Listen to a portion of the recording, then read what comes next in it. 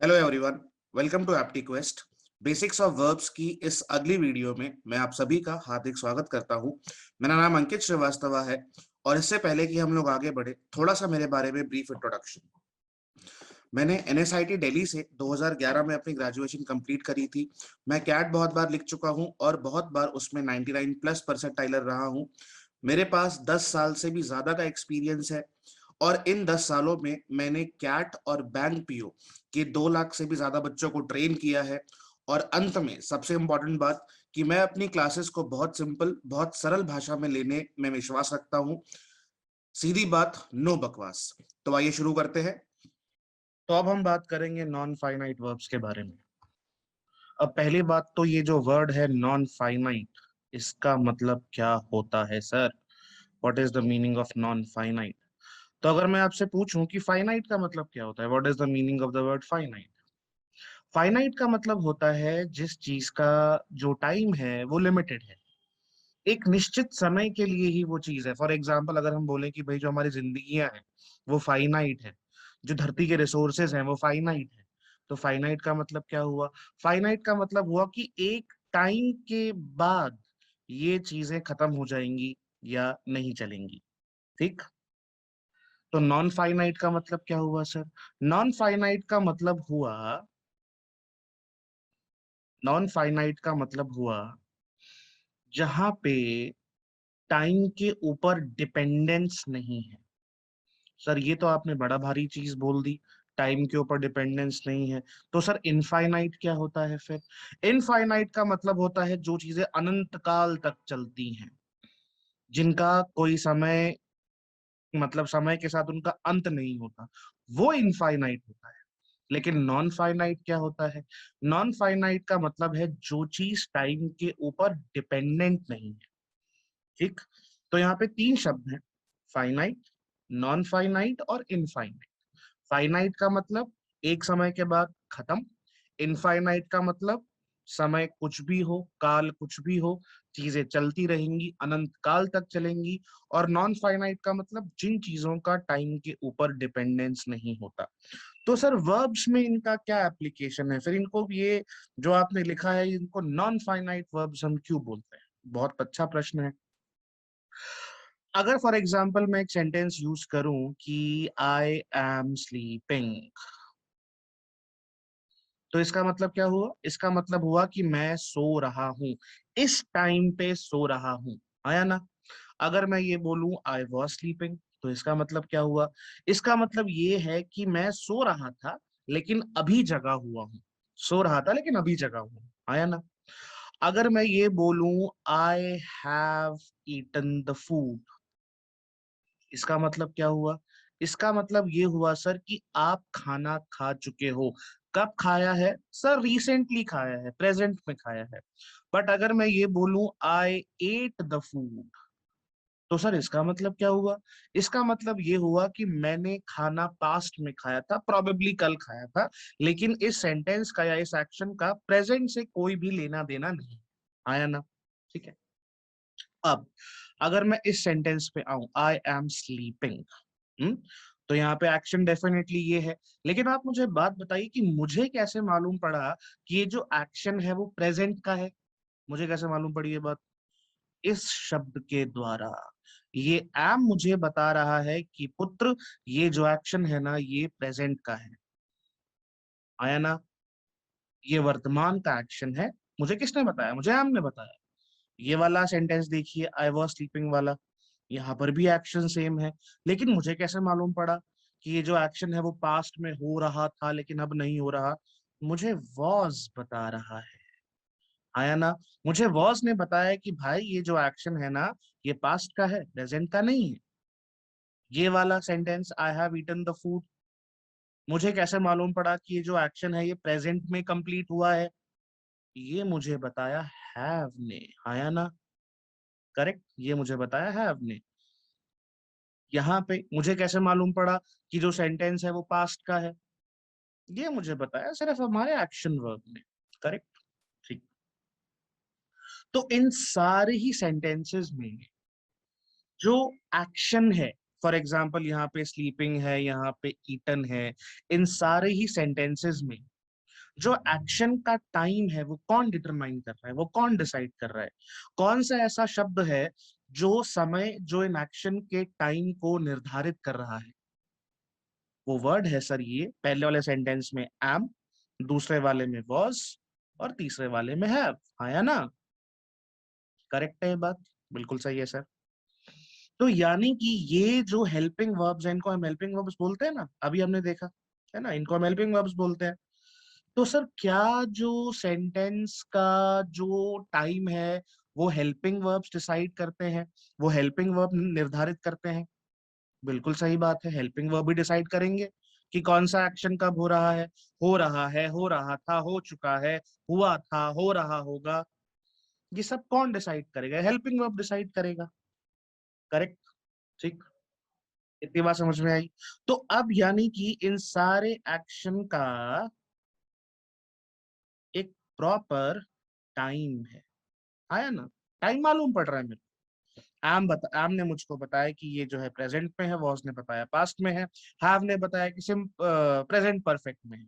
Yes. तो ये सारे ही जो एक्शन है, ये सारे के सारे क्या ये नॉन फाइनाइट है? बिल्कुल भी नहीं।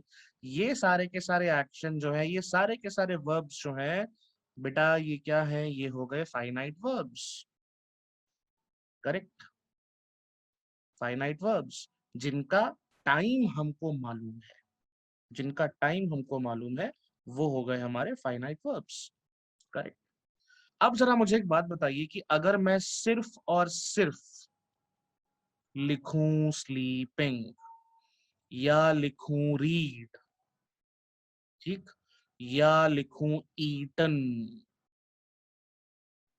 तो क्या मुझे मालूम पड़ा? चलो यहाँ एट भी लिख देता हूं, चलो एट रहने दो, एट नहीं लिखते। क्या मुझे मालूम पड़ा कि ये जो एक्शंस हैं ये कौन से टाइम में हो रहे हैं? स्लीपिंग सर एक वर्ब है, वर्ब के आगे हमने आईएनजी लगा दिया, वर्ब के फर्स्ट फॉर्म के आगे हमने आईएनजी लगा दिया, स्लीपिंग बन गया। सर लेकिन रीड का तो फर्स्ट फॉर्म भी रीड है, सेकंड फॉर्म भी रीड है, थर्ड फॉर्म भी रीड है। ये तो और कंफ्यूजिंग है। तो यहाँ तो हमें बिल्कुल भी मालूम नहीं पड़ रहा कि कौन से टाइम का एक्शन है। ईटन सर बिल्कुल वर्ब की थर्ड फॉर्म है, लेकिन सर वर्ब की थर्ड फॉर्म तो ऐसे भी हो सकती है कि आई हैव ईटन, यानी कि मैं खाना खा चुका हूँ। आई हैड ईटन, मैं खाना खा चुका था। और ये भी हो सकता है आई विल हैव ईटन, यानी कि मैं खाना खा चुका हूँगा। हाँ या ना? तो ईटन को हम इन तीनों ही फॉर्म में यूज कर सकते हैं, लेकिन यहाँ पे सिर्फ ईटन दिया हुआ है, सिर्फ ईटन। आपके पास कोई भी हेल्पिंग वर्ब नहीं है, यहाँ पे केवल स्लीपिंग दिया हुआ है, कोई भी हेल्पिंग वर्ब नहीं है। इज, एम, आर, वाज, वर कुछ भी नहीं है यहाँ पे। यहाँ पे सिर्फ रीड दिया हुआ है और कुछ भी नहीं है। तो अब आप मुझे ये बताइए कि इन तीनों वर्ब्स में जो स्लीपिंग है, रीड है, ईटन है, क्या ये जो वर्ड्स हैं या ये जो वर्ब्स हैं ये टाइम के ऊपर डिपेंडेंट है, या फिर क्या मैं इनको देख के बता सकता हूँ कि भैया इनका टाइम क्या है? क्योंकि टाइम तो हेल्पिंग वर्ब डिसाइड करता है, अभी हम लोगों ने देखा। क्या मैं बता सकता हूँ कि ये जो एक्शन है ये हो रहे हैं, या हो चुके हैं, या हो रहे होंगे? बिल्कुल भी नहीं। सिर्फ ये शब्द देख के मैं नहीं बता सकता सर कि ये जो एक्शन है ये हो रहे हैं, ये हो चुके हैं, ये हुए थे, या ये फ्यूचर में कभी होंगे। आया ना? तो जब मुझे इन वर्ब्स को देख के इनके टाइम के बारे में मालूम ना पड़ पाए, ऐसे वर्ब्स को हम लोग बोलते हैं नॉन फाइनाइट वर्ब्स। क्या बोलते हैं? Non finite verbs. क्लियर हुई बात? Non finite verbs.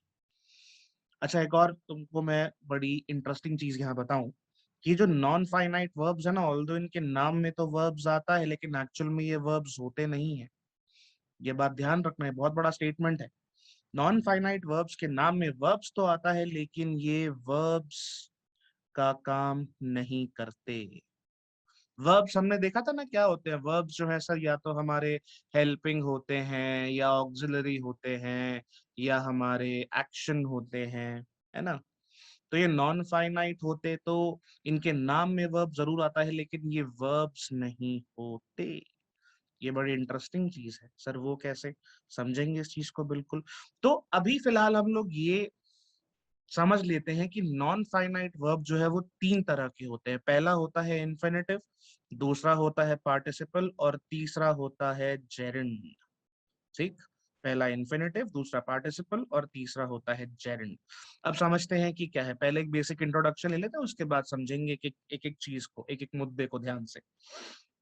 तो पहले बात करेंगे इन्फिनेटिव की।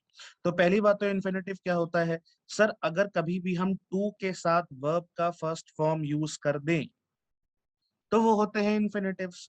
फॉर एग्जाम्पल अगर मैं बोलूं कि I like to read books, तो क्या यहाँ पे टू प्लस वर्ब का फर्स्ट फॉर्म यूज हुआ, रीड वर्ब का फर्स्ट फॉर्म है ना? या चलो अगर तुम्हें रीड में कंफ्यूजन होती है तो अगर मैं बोलूं कि I like to buy books, चलो बाय, बाय तो सिंपल है ना, क्योंकि बाय बॉट बॉट होता है, तो सर बाय तो डेफिनेटली वर्ब का फर्स्ट फॉर्म है।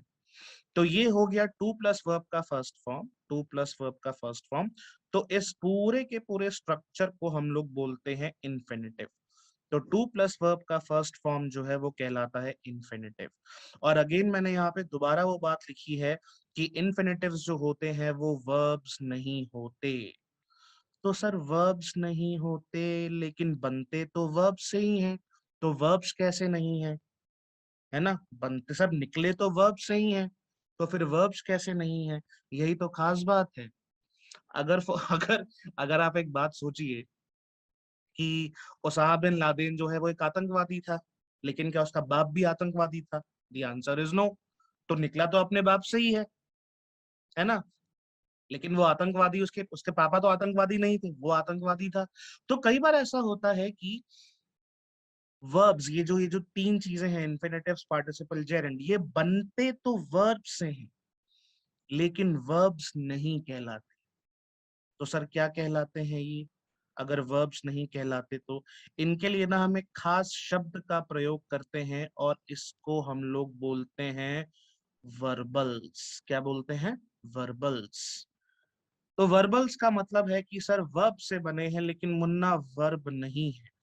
उद्गम, ओरिजिन बिल्कुल हमारा वर्ब से है लेकिन हम वर्ब नहीं है। अंडरस्टूड? अगर मेरे पापा डॉक्टर हैं इसका मतलब ये नहीं कि मैं भी डॉक्टर हूं। बना तो मैं भी अपने पापा से हूं लेकिन मैं डॉक्टर तो नहीं। आया ना? तो सिमिलरली ये जो वर्बल्स होते हैं ये भी कुछ इसी तरह से बिहेव करते हैं। ठीक, तो ये बनते वर्ब से हैं लेकिन वर्ब होते नहीं है, ये बात बहुत जरूरी है जाननी।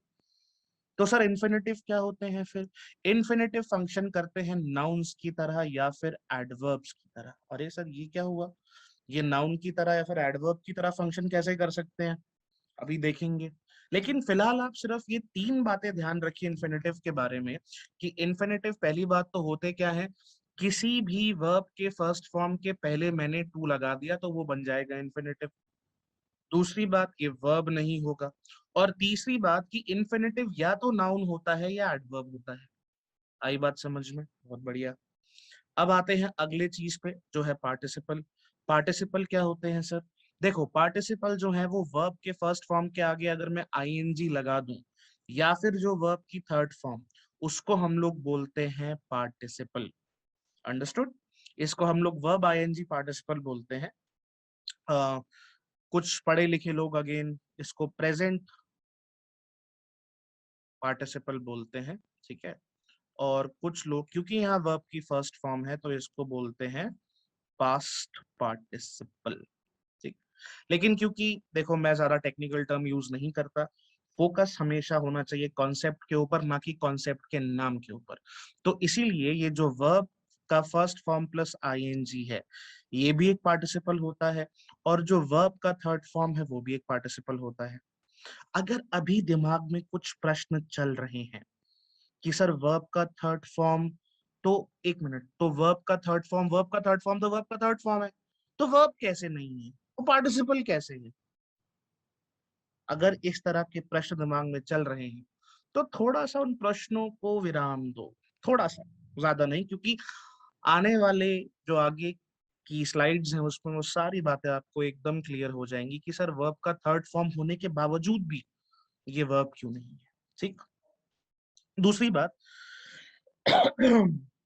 कि ये जो जैसे मैंने बताया कि भैया वर्ब्स नहीं होते क्योंकि ये नॉन फाइनाइट वर्ब्स हैं, ठीक है, वर्बल्स हैं टेक्निकली। तीसरी बात कि सर ये बिहेव करते हैं एडजेक्टिव्स की तरह। एडजेक्टिव्स की तरह ये कैसे, अगेन समझेंगे आगे, ठीक।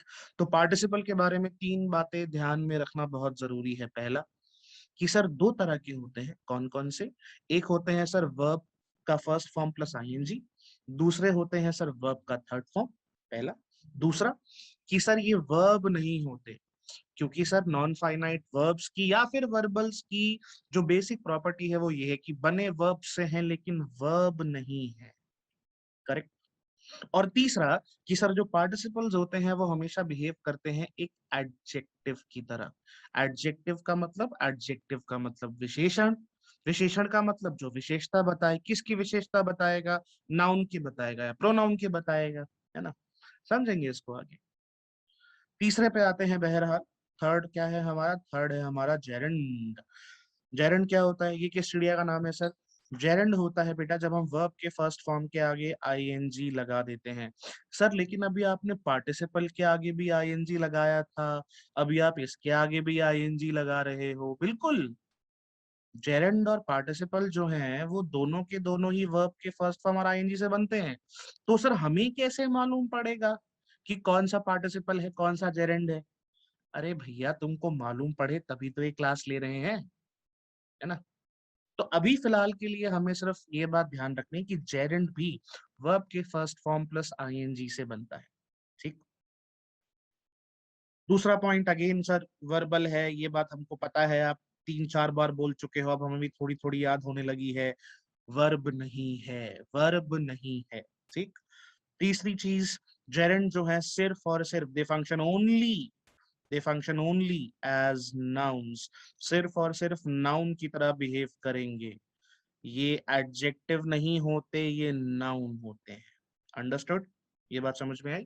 चलो, तो बहुत जल्दी दोबारा रिकैप करते हैं बिकॉज काफी ज्यादा चीजें जो है बताई हैं मैंने। नॉन फाइनाइट वर्ब्स कौन से होते हैं सर, नॉन फाइनाइट वर्ब्स वो होते हैं जिन वर्ब्स को देख के हमें उनका टाइम मालूम ना पड़ पाए, है ना, जो कि टाइम डिपेंडेंट ना हो, राइट। अच्छा सर, नॉन फाइनाइट वर्ब्स क्या वर्ब्स होते हैं, नहीं सर बिल्कुल भी नहीं। बेशक वर्ब से बने हैं लेकिन वर्ब नहीं होते। तो अगर मुझे किसी को ये बात समझानी हो तो मैं क्या समझा सकता हूँ कि भैया एक बात बताओ, अगर तुम्हारे पिताजी डॉक्टर है तो क्या तुम भी डॉक्टर हो, नहीं ना। तुम एक्टर बन सकते हो, क्रिकेटर बन सकते हो, टीचर बन सकते हो, लॉयर बन सकते हो, है ना, सरकारी नौकरी भी कर सकते हो, जो तुम्हारी मन है वो करो, करेक्ट, राइट। और सर तीसरी चीज कि सर ये जो है तीन तरह के होते हैं, इन्फिनेटिव, पार्टिसिपल और जेरेंट। ये इन्फिनेटिव क्या होता है, किसी भी वर्ब की फर्स्ट फॉर्म के आगे अगर हम टू लगा दे तो सर वो बन जाता है इन्फिनेटिव, ठीक। दूसरी बात सर, ये जो आप बार बार बार बार आपने हमको रटवाई है वो बात क्या है कि सर वर्ब्स नहीं है, बने वर्ब्स हैं लेकिन वर्ब्स नहीं है।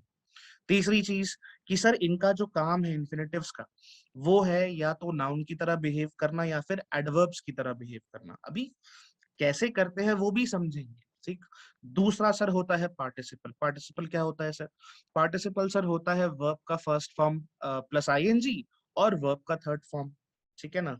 ये दो तरह के होते हैं सर। अगेन हमें पता है वर्ब नहीं होते। तीसरा ये क्या काम करते हैं सर, ये बिहेव करते हैं सिर्फ और सिर्फ एडजेक्टिव्स की तरह। ये नाउन नहीं हो सकते, ये एडवर्ब नहीं हो सकते, ये सिर्फ और सिर्फ एडजेक्टिव ही रहेंगे। तीसरा क्या होता है सर, तीसरा आपने बताया होता है जेरेंड। जेरेंड क्या होता है सर, वर्ब का first form plus ING, again sir verb नहीं होता, और सर ये सिर्फ और सिर्फ बिहेव करते हैं नाउन की तरह, करेक्ट है। अगर आपको ये वीडियो अच्छा लगा तो इस वीडियो को शेयर कीजिए और हमारे चैनल को सब्सक्राइब कीजिए। Thank you very much.